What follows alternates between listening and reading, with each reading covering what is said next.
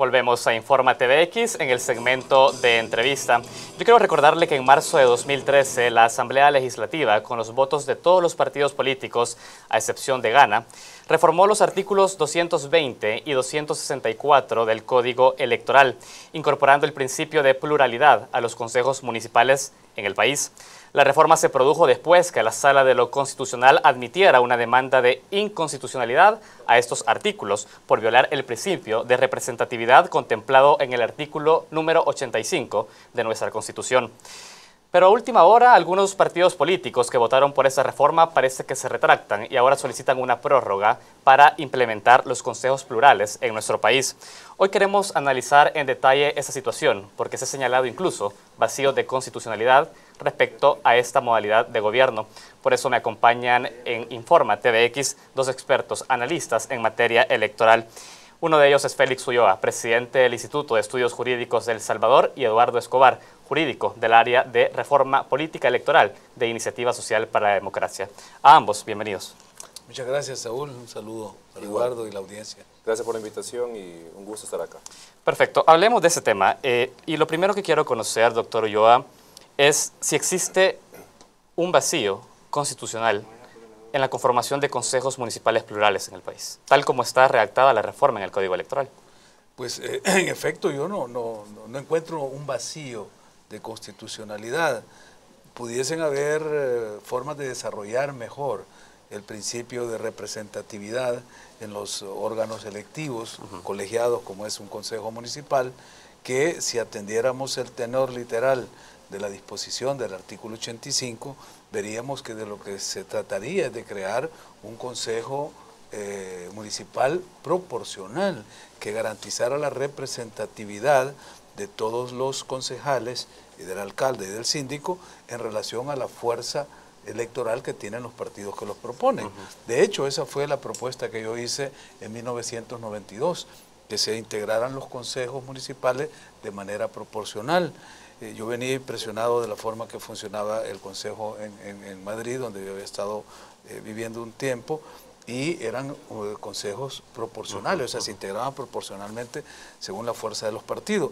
Aquí la respuesta era no, estamos saliendo de la guerra, se va a paralizar la gestión municipal. Entonces se le ocurrió al ingeniero Vido Hernández, de la Democracia Cristiana, que estaba en esa comisión de COPAS, la comisión electoral, la idea de estos consejos plurales. Justamente ahí nació esta idea de crear consejos no por proporcionalidad, sino que el partido que ganara, aunque fuera con un voto de diferencia, se llevara la mitad del consejo, de los concejales, más el alcalde y el diputado, y el síndico.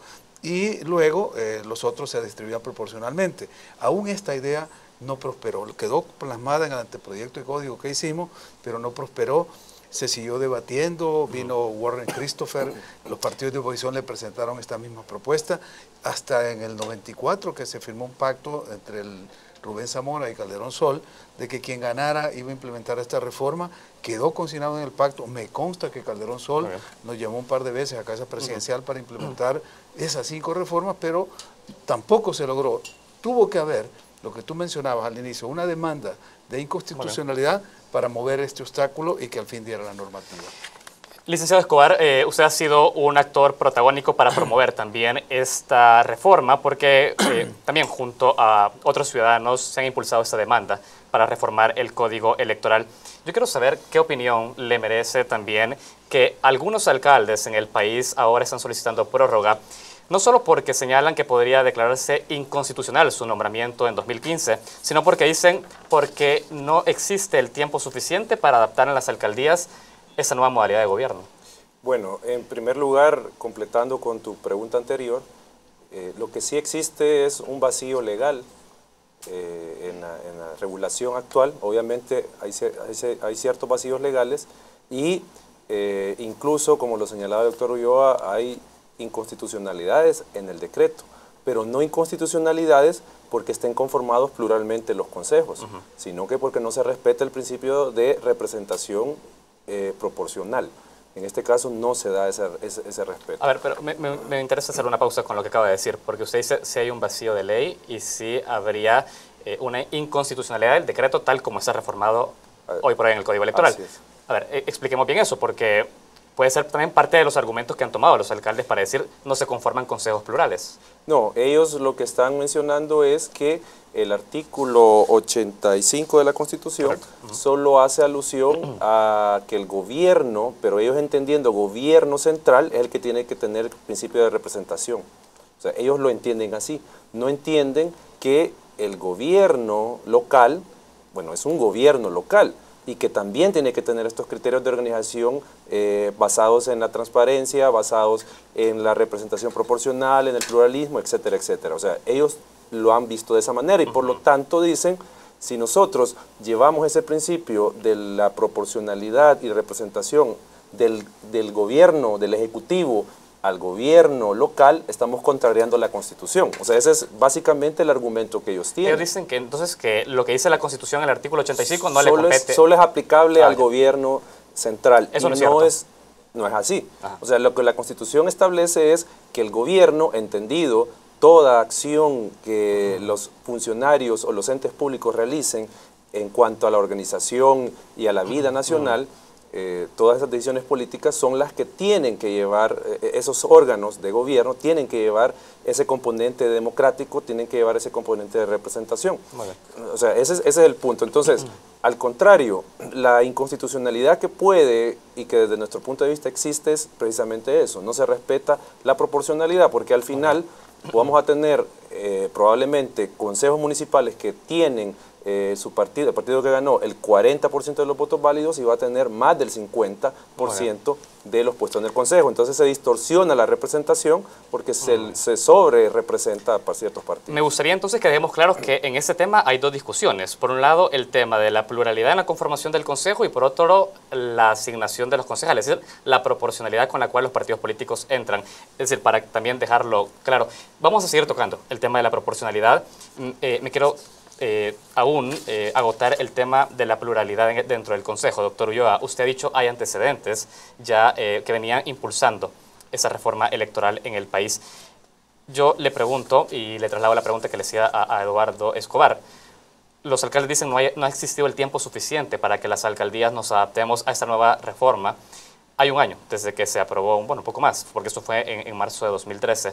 ¿Cree que hay ya el tiempo suficiente para que se implemente en el país respecto a otras experiencias que en América Latina han existido de consejos municipales? Por supuesto, más que tiempo, no solo porque tenemos, como te decía, 22 años de estar en esta lucha desde 1992 hasta el 2014, sino porque además el ejercicio democrático no lo vas a poder probar nunca si no haces el mecanismo de ensayo-error.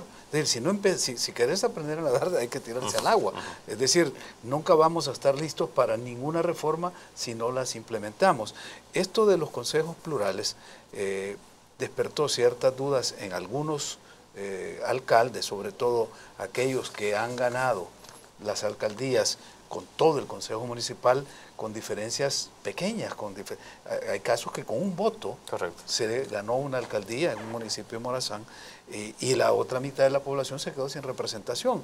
Estos son los alcaldes que ahora tienen este temor de que han estado acostumbrados a que siendo subrepresentados sus partidos en el electorado han logrado tener por el sistema de que el ganador se lleva todo el consejo municipal. Aquí lo que se ha hecho es cambiar el sistema de elección. Fíjate que en El Salvador hay dos familias de sistemas electorales, el proporcional y el mayoritario. Sí. Aquí la Constitución dice que el proporcional se aplicará para los diputados. El mayoritario se usa para las presidenciales y los consejos municipales. Nada más que en las presidenciales se le agrega una condición, que es el balotaje, o sea que debe ser mayoría absoluta. Por eso el que no alcanza la mayoría en primera vuelta se va a la segunda. En los consejos municipales no, con una mayoría simple se ganaba todo el consejo. Eso es lo que se ha cambiado ahora. Ahora va a haber mayoría simple para el partido que gana, independientemente con cuántos votos, pero el resto quedará proporcionalmente para el resto de fuerzas políticas que participaron. Doctor Ulloa, muy claro con su explicación. Yo tengo que hacer una primera pausa. Tenemos otros temas que hablar sobre esto. Lo haremos al volver de la pausa. Nosotros hacemos su corte, enseguida estamos nuevamente acá en Infórmate TVX.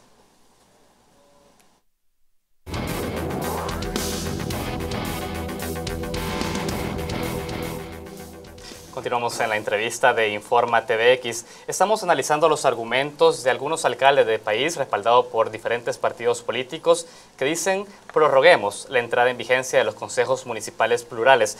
Lo hacemos con Félix Ulloa, presidente del Instituto de Estudios Jurídicos de El Salvador, y con Eduardo Escobar, él es jurídico en el área de reforma electoral de la Iniciativa Social para la Democracia. Eduardo, quiero pasar con usted en este análisis y muy brevemente, quizás que se lo expongamos a la población. ¿Por qué cuando los alcaldes dicen, si se ampara en el artículo 85 de la Constitución la proporcionalidad y la representatividad dentro del gobierno, ¿por qué no se aplica esta misma reforma al gabinete ejecutivo después de una elección presidencial? ¿Podemos explicar por qué no se aplica a la presidencia y sí a los consejos municipales? Bueno, es que tenemos que tener en cuenta algo, que la Constitución establece que se eligen diputados de Asamblea Legislativa, un cuerpo colegiado, y dice que se eligen consejos municipales, no dice alcalde, o sea, no se somete a la votación el alcalde, el consejo municipal. Y en el caso del Ejecutivo sí dice, se somete a votación la elección del presidente y vicepresidente de la República. O sea, por lo tanto, no se está sometiendo a votación la conformación del gabinete de gobierno. Entonces, ese argumento que ellos están diciendo carece de sentido porque no estamos eligiendo gabinete. O sea, la Constitución es clara, dice presidente y vicepresidente. En cambio, en el caso de los de gobiernos locales, sí estamos eligiendo al consejo municipal, no al alcalde. Muy bien. Es decir, que no es lo que usted menciona. Entonces, solo para retomar, no aplicaría para la presidencia porque la Constitución dice claramente que se elige al presidente y vicepresidente de un partido político determinado. Diferente es que dijera presidente, vicepresidente y gabinete de gobierno. Ahí sí tendría que aplicar. Ahí tendría que tomarse ese criterio de distribución proporcional de los puestos. Y no es una entidad que toma decisiones de forma colegiada. Claro, o sea, el presidente, a pesar que tiene su consejo de ministros, pero quien dirige y tiene la última palabra es el presidente de la República. Quien sí toma decisiones de forma colegiada es un consejo municipal, Eduardo. Es. Y usted menciona un tema importante. Habla, si bien está esta reforma electoral, no contempla la proporcionalidad. Y hablemos de eso, porque la reforma habla de una cláusula de gobernabilidad. Es decir, el partido político que gana la elección adquiere la mayoría simple dentro del Consejo. Mi pregunta es, ¿qué rol cumplen entonces el resto de regidores si ya el partido que ganó tiene la mayoría para tomar decisiones dentro del Consejo? Bueno, en primer lugar, obviamente la toma de decisiones, así como está la reforma, está asegurada para el partido que obtenga mayoría de votos. O sea, ahí creo yo que también se cae el argumento de que no pueden tomar decisiones, sí las pueden tomar. Pero igual, aunque se le reste el poder que tiene que tener los concejales de los partidos de oposición, porque se les quita poder al darles menos de lo que les corresponde, pero obviamente primero van a ejercer oposición dentro del gobierno. Recordemos que la democracia parte también de la existencia de una oposición, de minorías, donde ellos van a tener la posibilidad de participar en todos estos debates y en la toma de decisiones dentro del Consejo Municipal. Aparte que van a promover, y obviamente esa es la lógica también, transparencia dentro de la gestión, porque ahora no se van a tomar esas decisiones que se toman a espaldas de la población, sino que simplemente vamos a tener ahora a la oposición dentro del Consejo monitoreando y teniendo presencia y participando en estas decisiones. Doctor Ulloa, yo quiero que hagamos también el análisis sobre la toma de decisiones dentro del Consejo. Porque si bien hay una proporcionalidad, o por lo menos se aspiraría a esa proporcionalidad, no está tan clara a la hora de decir, bueno, el partido que obtiene el 30% de los votos obtiene, por ejemplo, el 30% del Consejo, sino que aunque tenga el 30% de los votos, gana más del 50% por mayoría simple. Hablemos de eso. ¿Cree que hubo un vacío a la hora en la cual la Sala de lo Constitucional no emite una sentencia de inconstitucionalidad y deja claramente el principio de proporcionalidad y más bien se lo deja a la Asamblea Legislativa que decida sobre eso? ¿Cómo ve? Yo creo que la Sala, al conocer que la demanda que se presenta por la ausencia de esta normativa se suple porque el órgano, la autoridad mandada regula la situación, la Sala sobresee y se queda hasta ahí, porque no se estuvo alegando la inconstitucionalidad por la falta de proporcionalidad. Correcto. No sé, Eduardo. Sí, se alegó, iba alegado, pero lo que usted dice, el objeto de control desapareció. Desapareció y entonces hubo sobreseimiento. Aquí lo que hay, y lo decíamos con Eduardo, es que en aras de generar un consenso político entre los partidos y que se trasladara a la Asamblea y se pasara a la reforma, se hizo una concesión. Y por eso se habla de consejos plurales y no consejos proporcionales, como debía ser si se hubiera atendido el criterio de la proporcionalidad que se presentó en la demanda. Usted dijo se hizo una concesión. ¿Quién hace la concesión? Es una concesión entre los partidos políticos. Entre los partidos, y por eso te contaba la historia, porque la historia arranca en la subcomisión electoral de Copás, el 92, cuando yo propongo la integración de consejos municipales proporcionales, hay un rechazo. Para salir de eso se habla, bueno, garanticémosle al que gana que toma las decisiones. Y entonces sale la idea de los consejos con esta cláusula de gobernabilidad, que es la idea de Ovidio Hernández. Ovidio era un viejo político de la democracia cristiana que sabía cómo lidiar entre lo ideal y lo posible. Y esta idea pasó, porque lo presentamos en el anteproyecto, llegó a la Copás lo aprobó, pero al llegar a la Asamblea Legislativa, ahí lo anularon. Licenciado Escobar, cuando se habla de, se hizo una concesión dentro de los partidos políticos para poder llegar a esta reforma, estamos hablando incluso que esta reforma termina beneficiándoles si el temor es dividir el poder dentro del Consejo Municipal, porque al no existir una proporcionalidad plena, tampoco están compartiendo el poder. Hablemos de ese análisis también, porque si ahora se dice prorroguemos a pesar de que se le beneficie con mayoría simple, ¿no está esa situación? Es que yo creo que también los alcaldes están en contra de esta reforma, precisamente porque si bien tienen asegurada la toma de decisiones de mayoría simple, el Código Municipal contempla ciertas decisiones de mayoría calificada, presupuesto, empréstitos, y en este caso, obviamente, han de tener cierto temor, aparte de compartir el poder, el temor de que al momento de que se tenga que aprobar el presupuesto, tienen que recurrir al diálogo, a la concertación con la oposición para tener la mayoría calificada, porque hay decisiones de mayoría calificada.